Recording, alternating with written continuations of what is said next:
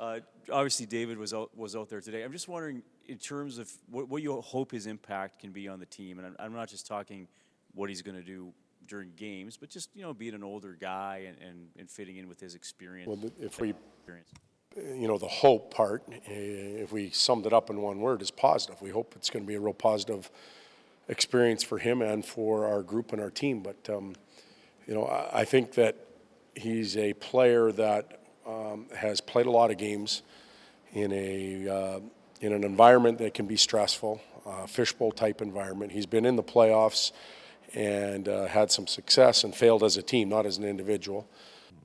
So he brings that to our locker room. We don't have a lot of that, and maybe I'm putting, looking too far down the road. We should be talking about the push to get in.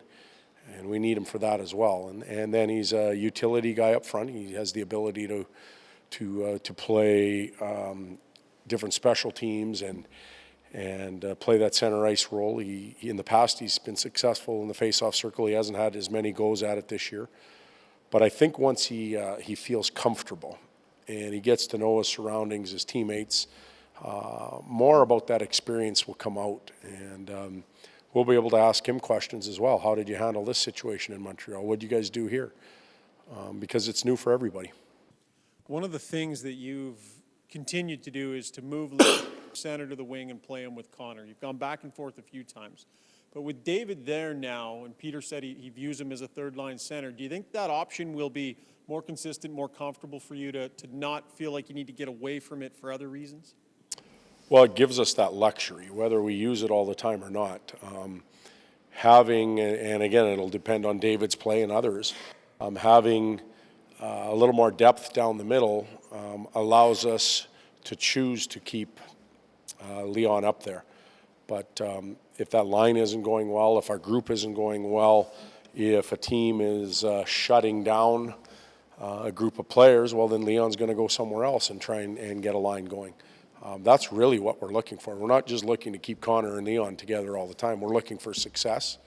And Leon's been tremendous with it. He's been able to go all over the map, all over the board, and find success with whoever he's playing with. I think that's a sign of a really good player. Joe Pavelski was like that for us in San Jose for all those years. You could move them all over, and those lines had success. The trade deadline's come and gone. Really, for the most part, sort of committed to this group going forward. No more distractions. Nobody's leaving. Nobody's coming. Does that sort of narrow the focus so you can see the finish line and you think of this group? Well, I think it was I was lucky enough that Peter, I got to sit in on yesterday's action and listen to how it happened and know what the asking prices were, know how it happened, and it was an interesting day. But the reoccurring theme when you're up there and you're talking about players is our group. Our group's worked hard to get to this position, to have an opportunity to play well for a month and a half now to get into a playoff scenario, and they deserve the opportunity to go and get it done. We're going to find out. We're going to experience a lot together in the last 18 games, and we'll find out a lot about individuals. And some of that will be real positive, some of it may be negative, and that'll allow us to fix a few more things as we go forward. That's what I was going to ask. Like, a lot of guys have never been. Well, we have stretch drive, let alone. There's not a player in this locker room that's played in a playoff game with any of the teammates. We don't even have two from one team where they've played together, I believe.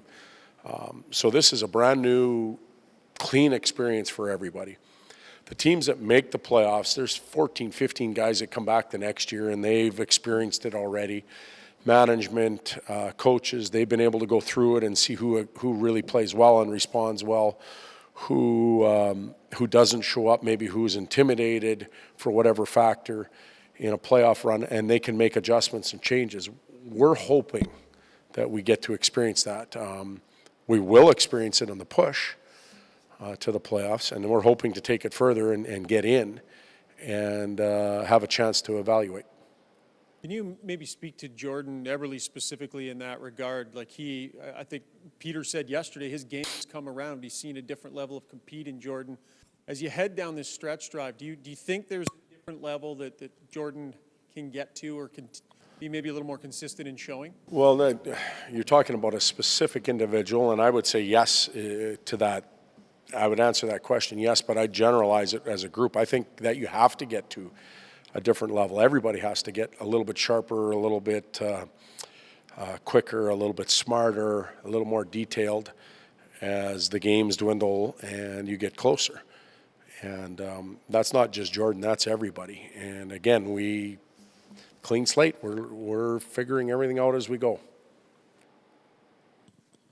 Good.